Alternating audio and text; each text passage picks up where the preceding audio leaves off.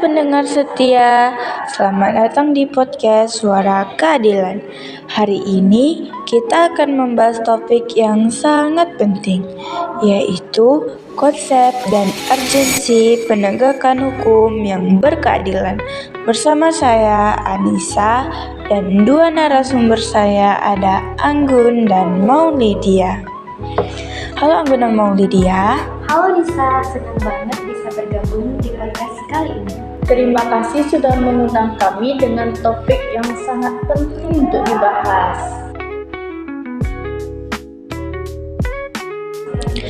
Oke, kita mulai dari dasar dulu ya Anggun.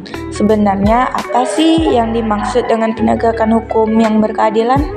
Oke, penegakan hukum adalah proses menerapkan dan memastikan aturan hukum dijalankan dengan adil dan tegas terhadap siapapun yang melanggarnya. Artinya, hukum bukan hanya alat untuk menghukum, tapi juga untuk menyeimbangkan hak dan kewajiban setiap warga negara. Dalam istilah klasik, hukum harus memenuhi 3 unsur. Yang pertama, kepastian, keadilan, dan kemanfaatan.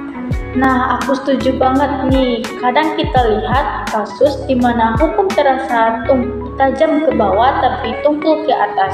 Itu karena penegakan hukum belum mencerminkan rasa keadilan masyarakat, terutama bagi kelompok kecil.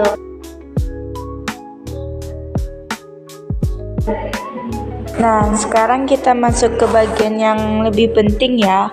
Mengapa sih penegakan hukum yang berkeadilan itu urgent dan mendesak? Karena tanpa keadilan, hukum bisa kehilangan kepercayaan masyarakat. Oleh orang jadi enggan melapor, takut berurusan dengan hukum, atau bahkan memilih main hakim sendiri. Kalau kepercayaan itu hilang, tatanan sosial bisa rusak. Kita perlu hukum yang menegakkan kebenaran, bukan sekadar memenangkan pihak yang kuat. Benar banget Maulid, dari sisi akademis, penegakan hukum yang adil itu juga bagian dari tujuan negara, seperti yang tertulis di pembukaan Undang-Undang Dasar 1945. Mewujudkan keadilan sosial bagi seluruh rakyat Indonesia. Jadi, urgensi bukan cuma karena moral, tapi juga konstitusional. Begitu, apa sih tantangan utama dalam penegakan hukum yang berkeadilan di Indonesia? Tantangannya banyak, Nisa. Mulai dari ketimpangan akses hukum, korupsi sampai campur tangan politik dalam proses hukum. Kadang aparat hukum juga masih belum profesional atau netral. Dan jangan lupa kesadaran hukum masyarakat juga masih rendah. Banyak orang yang belum tahu hak hukumnya. Jadi penegakan hukum adil itu bukan cuma tanggung jawab aparat, tapi juga masyarakat yang sadar hukum. Wah, menarik banget. Kalau begitu, apa solusi yang bisa kita lakukan? Nah, pertama, perlu reformasi sistem hukum yang lebih transparan dan akuntabel. Kedua, pendidikan hukum untuk masyarakat harus diperkuat, misalnya lewat media sosial, sekolah, dan komunitas.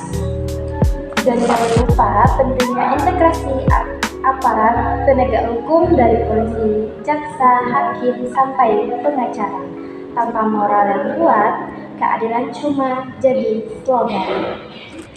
Baik, terima kasih Anggun dan Maulidia atas pandangannya. Jadi, bisa kita simpulkan bahwa penegakan hukum yang berkeadilan bukan hanya tentang penerapan hukum aturan, tapi juga memastikan bahwa setiap keputusan hukum membawa rasa keadilan bagi semua pihak. Semoga ke depan hukum di Indonesia semakin berkeadilan, transparan, dan berpihak pada kebenaran. Dadah!